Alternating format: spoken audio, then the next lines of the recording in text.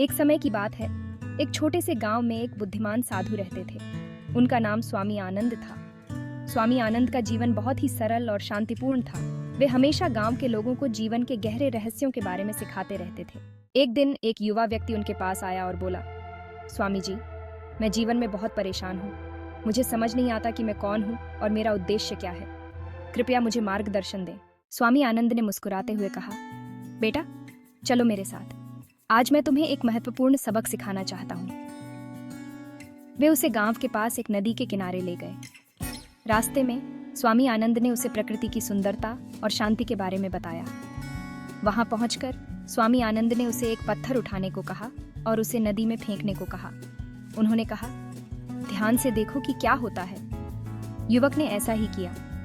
पत्थर पानी में गिरते ही लहरें बनने लगी। स्वामी आनंद ने पूछा, क्या तुमने देखा कि पत्थर ने पानी में कितनी लहरें उत्पन्न की? ये लहरें हमारे कर्मों की तरह हैं। युवक ने उत्तर दिया, हाँ स्वामी जी। स्वामी आनंद ने कहा, हमारे हर कार्य का प्रभाव होता है, जैसे इस पत्थर का पानी पर हुआ। स्वामी आनंद ने कहा, जीवन भी ऐसा ही है।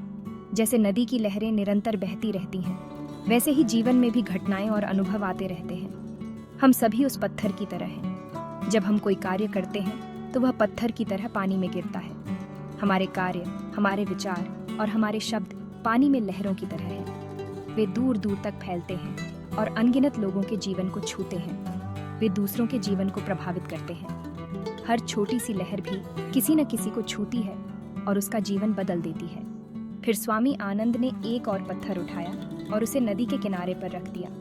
उन्होंने कहा, यह पत्थर यहाँ पड़ा है, लेकिन यह कोई लहर नहीं उत्पन्न कर रहा है।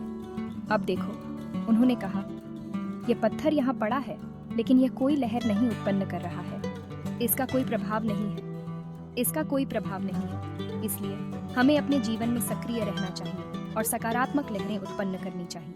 स्वामी आनंद ने समझाया, यदि तुम अपने जीवन में उद्देश्य और शांति चाहते हो तो तुम्हें अपने कार्यों और विचारों को समझदारी से चुनना होगा। हर निर्णय, हर विचार एक लहर उत्पन्न करता है। यह लहरें तुम्हारे जीवन की दिशा तय करती हैं। यह तुम्हारे ऊपर है कि तुम कैसी लहरें उत्पन्न करना चाहते हो, सकारात्मक या नकारात्मक। स्वामी आनंद ने कहा, जीवन में हर कदम का महत्व है। युवक ने स्वामी आनंद की बातों को ध्यान से सुना और समझा कि जीवन का उद्देश्य केवल स्वयं के लिए नहीं, बल्कि दूसरों के लिए भी है। उसने महसूस किया कि हमारे कार्यों का प्रभाव हमारे समाज पर भी पड़ता है। उसने निर्णय लिया कि वह अपने जीवन को सकारात्मक और अर्थपूर्ण बनाएगा। वह दूसरों की मदद करेगा और अपने कार्यों से समाज में एक सकारात्मक बदलाव लाएगा। इस प्रकार उसने अपने जीवन का उद्देश्य पाया। इस कहानी से हमें यह सीख मिलती है कि हमारे कार्य और विचार केवल हमारे जीवन को ही नहीं, बल्कि दूसरों के जीवन को भी प्रभावित करते हैं। इसलिए हमें हमेशा सोच समझकर कदम उठाना चाहिए। आपको यह कहानी कैसी लगी?